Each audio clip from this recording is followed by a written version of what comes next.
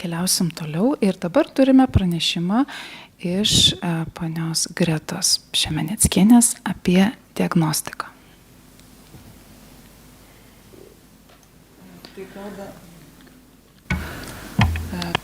Kalbant, iš kitos pusės, iš medicinos priežiūros, sveikatos apsaugos priežiūros atstovo pusės, aš galiu, kai kuriais aspektais ir sutikti, ir savo nuomonę pareikšti, bet iš esmės demencija yra tokia situacija, kuomet diagnostikoje dalyvauja, jau nekalbant apie pirminę priežiūrą, bet ir antrinės priežiūros sveikatos specialistų lygmenį, ne vienas specialistas.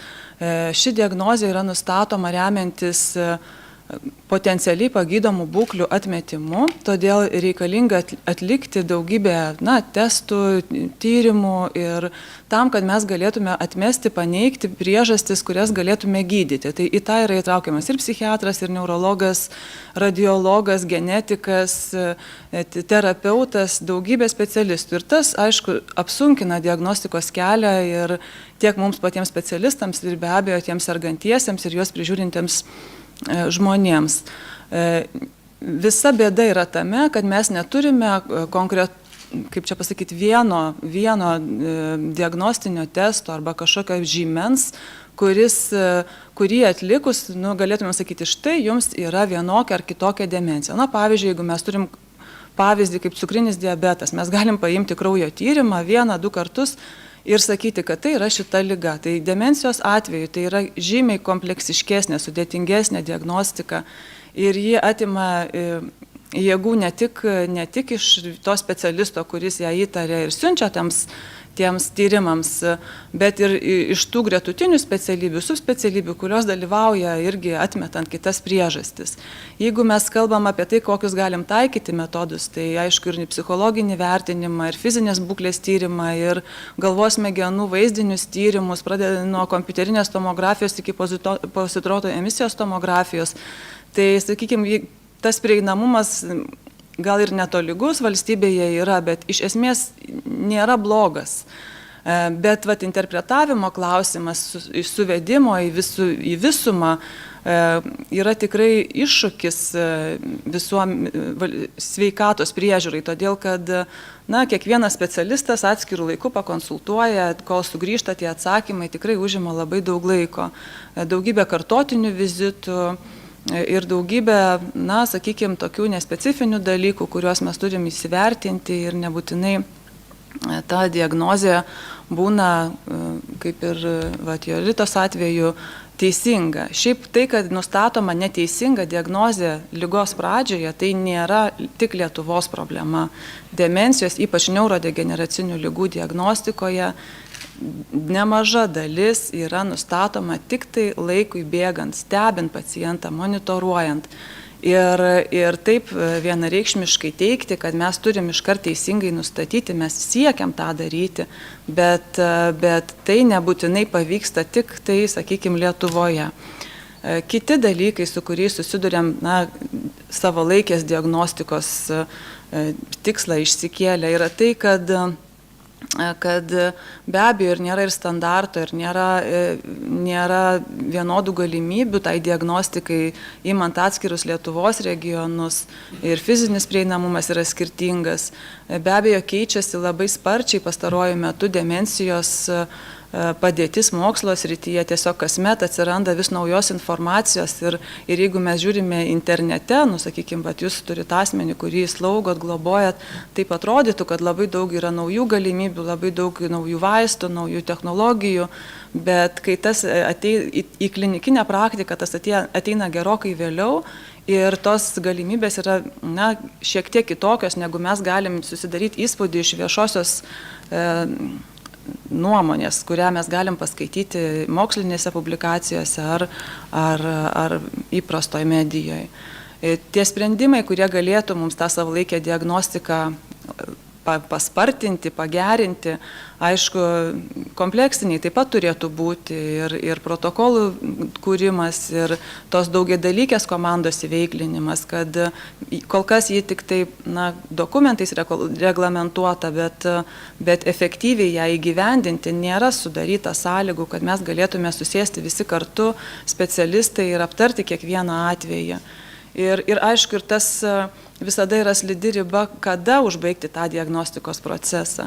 Čia norėjau paminėti, kad jeigu mes įsivaizduojam, kad demencija daugeliu atveju yra lėtas procesas, užtrunkantis keletą metų nuo nepastebimų pakitimų smegenyse iki pilno demencijos sindromo išsivystymo neurodegeneracinių ligų atžvilgių, tai visuomet, kaip raudonos vėliavėlės gydytojų praktikų yra tos būklės, kurias galėtume mes laiku sukontroliavę išvengti demencijos arba ją sustabdyti.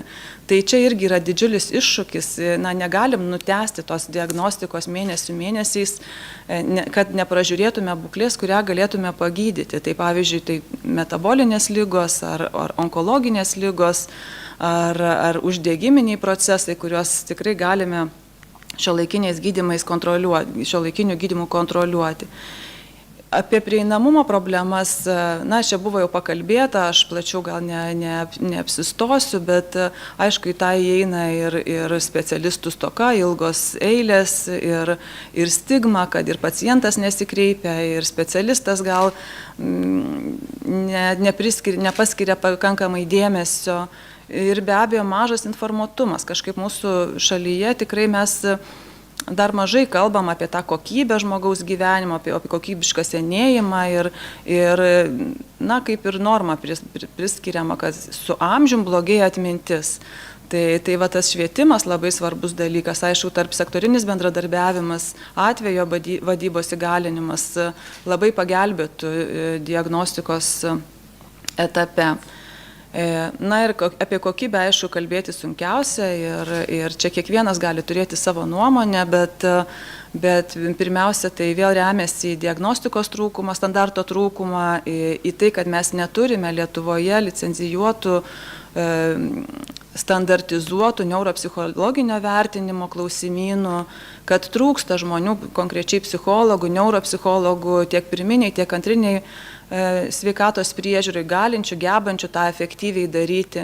Ir dar reiktų pakalbėti apie tai, kad valstybės požiūrį į tą mūsų darbą, į laiko sąnaudas, kurios turėtų būti skiriamos šitiems pacientams, nes aš suprantant asmenį, kad jis tikisi ir diagnozės teisingos, ir empatijos ją pateikiant, ir teisingo gydymo plano sustatymo ir priežiūros, bet nepamirškite, kad tam pagal valstybės reguliavimą yra paskirta 15-20 minučių su visa dokumentacijos pildymu, su apžiūra, su visa, visa biurokratija, kuri yra priskirta tai diagnostikos ar ten gydymo visai schemai sudaryti.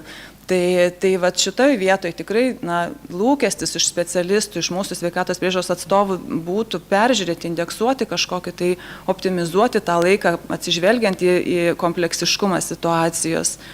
Ir aišku, reikia kelti ir specialistų ir motivaciją, ir kompetencijas, ir kalbant apie kokybišką, pateikimą diagnozės ir plano, tai be abejo ir svarbu ir minkštųjų kompetencijų tobulinimas. Galbūt dabar jau naujieji studentai ateina, jiems gal yra kažkiek daugiau įdedama, tai įtraukiama į programas, kaip kalbėti su pacientu, kaip jam pranešti žinią ir pateikti, bet tikrai didžioji dalis specialistų esame išugdyti be jokios žinios, be jokio pamokymo, kaip tą žinią pranešti ir ką daryti su tuo pacientu. Ir visai pabaigai tik noriu pasakyti, kad mes tyrimo rėmose atlikome apklausą globėjų ir galim tik tai matyti, kad poreikis yra neatlieptas ir kad iš 10 balų apskritai asmens sveikatos priežiūros paslaugų prieinamumą ir kokybę vertina tik tai 6 balais ir vidutiniškai nurodo, kad apie 13 mėnesių užtrunka diagnozė.